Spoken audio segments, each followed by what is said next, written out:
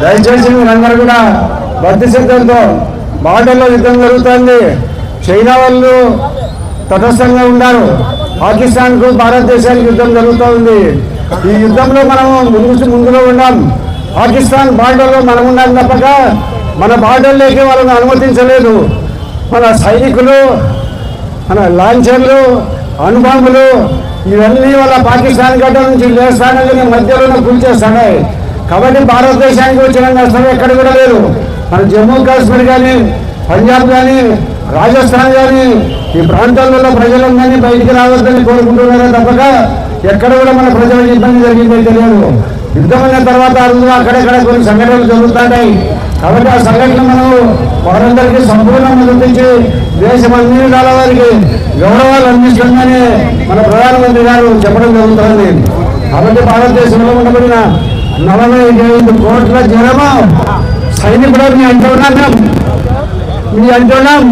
మీరు అధైర్యపడద్దు, సాయండి, ముందుకు సాయండి, ఆక్రమించండి పాకిస్తాన్. కాబట్టి ఈ పరిస్థితిలో మనమందరూ పాకిస్తాన్ భారతదేశంలో చనిపోయిన ప్రతి ఒక్కరికి నివాళులని చెప్పిస్తూ మనమందరము వారి వెంటనే ఉన్నాం.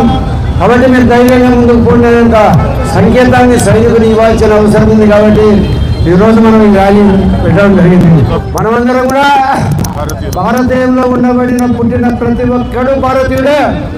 మీలో ఎటువంటి ఆలోచన ఉండకూడదు. ఇక్కడ పుట్టిన ప్రతి ఒక్కడు భారతదేశ గడ్డ మీద పుట్టినాడు, భారతదేశ గాలిని పిలుచుకుంటాడు. కాబట్టి ప్రతి ఒక్కడు కూడా భారతీయుడే. ఈ భారతీయులు అందరూ ఒకటిగా ఉండి సంపూర్ణ సహకారము ప్రభుత్వానికి సైనికులకు అందిస్తాం. మరి ఒక తొందరలో యుద్ధం అయిపోతుందని ఆలోచిస్తున్నాం. యుద్ధంలో నష్టపోయింది వాళ్ళకు మనకి నష్టం జరుగుతుంది. చిన్న దేశంలో పాకిస్తాన్ జరిగిన కూడా అది కూడా కొంతమందికి నష్టం జరుగుతుంది. ఆయుధ సంఘటనలు ఉపయోగించాలి. కాబట్టి అందరూ కూడా ప్రతి ఒక్కరూ ఉదయం చేసినప్పటి నుంచి సైనికుల్ని సహించుకోండి. సైనికులు నిరోచిత పోరాటం చేయండి. ఎవరైనా మీకు అండగానే నాకు భరోసా కల్పించండి. మనుషులే బయటికి కాదు. వేల సంఖ్య భరోసాలను కల్పిస్తే సైనికులు ఎత్తున ఎత్తిపోయి పాకిస్తాన్ బయటకు వస్తారు. సత్యసాయి జిల్లా అనంతపురంలో చనిపోయాడు. అలాగే మన రాష్ట్ర ముఖ్యమంత్రి గారు మనమందరం ఆయన విజ్ఞాపూర్వకంగా మనం నివాళులర్పిస్తూ మన 8 రోజుల యుద్ధం జరిగినా సరే ప్రతిష్టమైన మన దృఢ సంకల్పంతో దేవుడిని ప్రార్థించండి, వల్లాన్ని ప్రార్థించండి. ప్రతి ఒక్కరూ మనమందరం కూడా సైనికులకు అండదండగా నిలబడాలండి. ఆ యొక్క విజ్ఞప్తి అవసరమైతే సైన్యం కూడా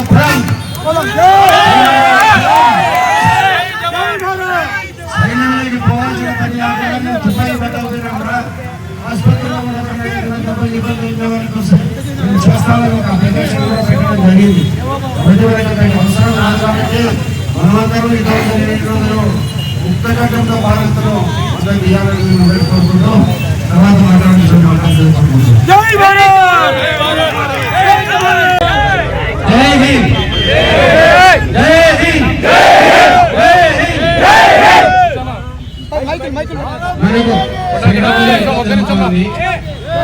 కానీ మనకు పాకిస్తాన్ ప్రజల వ్యతిరేకంగా శత్రువులు కాదు. మనమంతా ఒక దేశాన్ని పంచుకునే వాళ్ళమే, మన సోదరుడే. కానీ పాకిస్తాన్ లో కొంతమంది ఉగ్రవాదులు ఆ ప్రభుత్వ అండదండలతో కానీ మిలిటరీ అండదండలతో కానీ అక్కడ పెంచి పోషించి మన భారతగడ్డ మీదకి వచ్చి మన ప్రజలకు మన స్థలాల సైనిక స్థావరాలకు ఇబ్బందులు కలిగజేసినట్టు మాత్రం దీనిగా జవాబించాల్సిన అవసరమైతే ఉంటుంది మన దేశానికి. ఈ సమయంలో మనం యావత్ భారతం అది ఏ కులమతాలకు అతీతంగా ముస్లిం అయితేనేమి, హిందూ అయితేనేమి, క్రిస్టియన్ అయితేనేమి, సిక్ అయితేనేమి మనం అందరం కూడా మన సైన్యానికి అండదండగా ఉంటాం. నిన్న జరిగిన మొట్టమొదటి దాడిలో మన సైనికులు కేవలం ఉగ్రవాద సంస్థలు ఉగ్రవాద శిబిరాలను మాత్రమే రక్షణ చేసుకుని దాడి చేశారు. ఎక్కడ పాకిస్తాన్ సైన్యాధికారి మిలిటరీ స్థావరాలకు కానీ ఇబ్బంది కలిగజేయా, ఎక్కడ పాకిస్తాన్ అమాయక ప్రజల నివాసాల మీద దాడి చేయాలి. ఇది స్పష్టంగా మన సైనికాధికారులు తెలియజేశారు. ఆ సైనికాధికారులు మేము దాడి చేసిన తెలియజేసే సందర్భంలో కూడా సోఫియా ఖురేషి ఆయన ముస్లిం కల్నల్, ఆమె ఒక ముస్లిం ఒక సిక్ కల్నల్, ఈ ఇద్దరు లేడీస్ మాత్రమే అందజేశారు. మూడో వాడు మిస్సి ఆ పేరు ప్రకారం పార్సీ. మన దేశంలో మన సైనికులు కానీ మన ప్రజలు కానీ మనం అందరూ సంఘీభావంతో ఏకకంఠంతో మన దేశాన్ని రక్షించుకునే దానికోసం కానీ మన దేశం సమైక్యంగా ఉండడం కోసం కానీ మన అందరి మీదకు మన భారతీయులకు మన సైన్యానికి ముందే తెలియజేయడం కోసమే ఆ సింబాలిక్ అనే వాళ్ళు తెలియజేశారు. సైన్యంలో కూడా ఈరోజు రాఫెల్ విమానాన్ని నడిపిన మొట్టమొదట ఒక ముస్లిం అతను నాయకత్వం వహించాడు. కాబట్టి ఈ దేశంలో ఉన్న ప్రజలు ప్రతి ఒక్కరూ భారతీయులే. ఈ భారతీయులంతా కూడా సమైక్యంగా మనం కలిగి కొడతాం. పాకిస్తాన్ దేశంలో కానీ పాకిస్తాన్ హద్దులు కానీ చక్కగా పాకిస్తాన్ ప్రజలు మనం విశాఖపట్టాల్సిన కానీ మన దేశం మీదకి తొమ్మిది మాత్రం మన దేశం మీద దాడి చేయడానికి ప్రయత్నించిన మాత్రం తప్పకుండా ధీటుగా ప్రతిస్పందించాల్సిన అవసరం ఉంది. మన సైన్యం ఆ విధంగా స్పందిస్తూ ఉంది. వారికి మనం అర్థం కాదు. జై హింద్. మన భారతదేశంలో ఉగ్రదాడికి పాల్గాం అనే ఊళ్ళో టూరిజం ప్లేస్ లో 29 మంది ప్రాణాలను టెర్రరిస్టులు అతి దారుణంగా హత్య చేసిన కారణంగా మన భారతదేశ ప్రభుత్వం ప్రపంచంలోనే టెర్రరిజం లేకుండా చేయాలనే ఉద్దేశంతో ప్రపంచ దేశాలను అన్ని కలుపుకొని ప్రపంచంలో ఎక్కడ టెర్రరిజం ఉన్నా దాన్ని సర్వనాశనం చేయాలని ఆలోచనతో కంకణ పట్టుకొని ఈరోజు టెర్రరిస్టులపై యుద్ధం సాగిస్తా ఉన్నాం. మనము పాకిస్తాన్ పైన కాదు, మనం యుద్ధం ప్రకటించింది టెర్రరిస్టుల పైన. టెర్రరిస్టులు ఎక్కడైనా సర్వనాశనం చేయాలనే ఆలోచనతో మన భారతదేశం ముందుకు పోతాం. కాబట్టి మనం కులమతాలకు అతీతంగా భారతీయులం, మనమంతా భారతీయులం, మన మతం భారత మతం.